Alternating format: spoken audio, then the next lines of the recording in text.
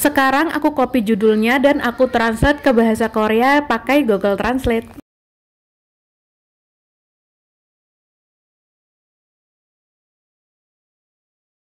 Kalau udah, aku copy translate-nya dan aku paste di bagian judul. Kalau udah selesai, klik publikasikan.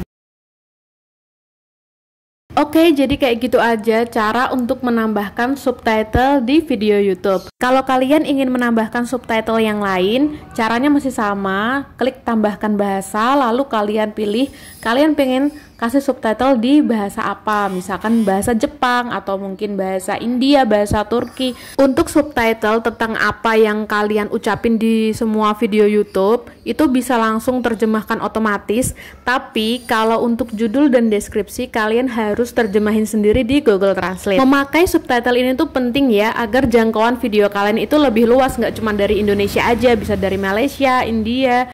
Jadi pastiin kalau kalian itu nggak skip bagian subtitle ya. Oke, sekian video dari aku, semoga bermanfaat. Jangan lupa untuk klik like, comment, subscribe, dan share video ini ke sosial media yang kalian punya.